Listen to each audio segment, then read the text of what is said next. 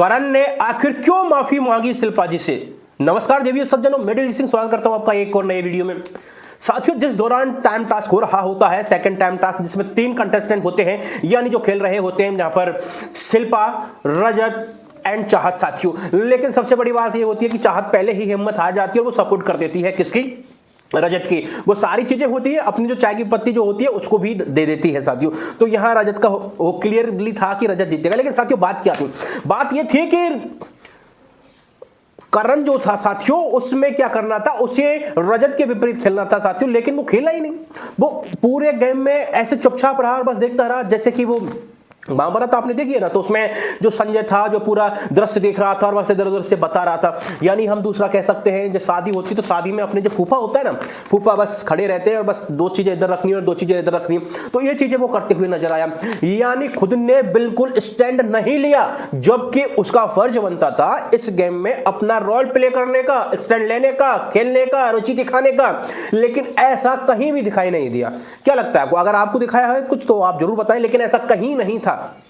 इस वजह से सबसे बड़ी बात यहां ये निकल के आई, चुम को दिल टूटा इस बात के लेके, शिल्पा जी का दिल टूटा। शिल्पा जी के साथ बहुत गलत हुआ, शिल्पा जी के झटके भी लगे उस टास्क में और अभी उन्होंने बैंड भी लगा रखा, उनकी गर्दनों में चोट भी आई है। साथियों सबसे बड़ा सवाल यहां ये खड़ा होता है, क्या करण सही खेल रहा है या फिर करण का गेम बिगड़ चुका है? तो मैं कहना चाहूंगा इस टाइम अगर देखा जाए तो करण का गेम बिगड़ चुका है। करण शुरुआत में ठीक ठाक खेल रहा होगा, पता नहीं वो क्या राजनीति लेके आया था, लेकिन इस बार उसका पूरा गेम बिगड़ता हुआ दिखाई दे रहा है। उसने जिस तरीके से कोई स्टैंड नहीं लिया जहां उसे स्टैंड लेना चाहिए था, वो फूफा बन के रह गया पूरे शो में। मुझे तो ये लग रहा है इसी वजह से कहीं ऐसा ना हो उसे मोह की खानी पड़े। आपका क्या ओपिनियन है वो भी आप इस चीज में जरूर बताएं, क्योंकि सबसे बड़ी बात यहां यह है, क्योंकि करण ने खुद एक्सेप्ट किया है इस चीज को कि मुझे लग नहीं रहा था कि मैं उस टाइम क्या करूं, मुझे कुछ समझ में नहीं आ रहा। सबसे बड़ी बात, करण बच्चा नहीं है।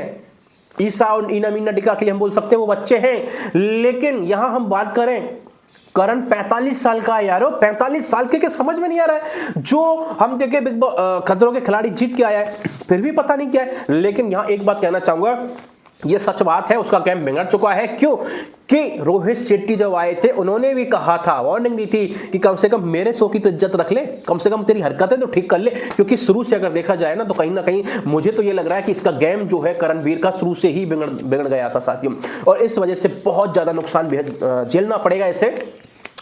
इसकी फेवरेट दोस्त चुम को भी विश्वास नहीं हो रहा है, चुम ने भी इसकी असली औकात दिखाई है। यानी अगर देखा जाए तो पूरे घर के अंदर जहां हम कहते थे कि 2 टीम है, एक विवियन की और एक करण की, लेकिन लग रहा है उस जो करण वाली टीम थी वो टीम पूरी ही अलग हो गई है, प्रजापुरी खिलाफ हो गई है करणवीर के साथियों। आपका क्या कहना है इस चीज में? आप ये भी बताएं, क्या करण के साथ कोई अभी भी खड़ा है?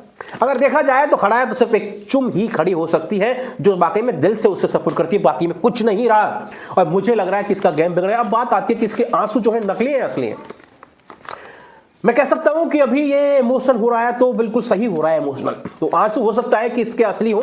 अब ये कोई ड्रामा नहीं कर रहा हो। अगर ये अब भी कोई ड्रामा कर रहा होगा तो मैं सच कह रहा हूं, ये बहुत ज्यादा नेगेटिव जाएगा। और जो इसकी छवि थी ना, जो बिग बॉस खतरों के खिलाड़ी में जो बनी थी, वो यहां बिल्कुल धूमिल हो जाएगी अगर इसने अब की बार भी अपना इमोशनल कार्ड खेला तो ये है साथियों। मिलते हैं एक और नए वीडियो में। अगर आपको जानकारी अच्छी लग रही हो तो साथियों लाइक, कमेंट एंड शेयर जरूर करें साथियों, जिससे हमें भी थोड़ा एनर्जी मिलता है साथियों। नमस्कार, मिलते हैं एक और नए वीडियो में।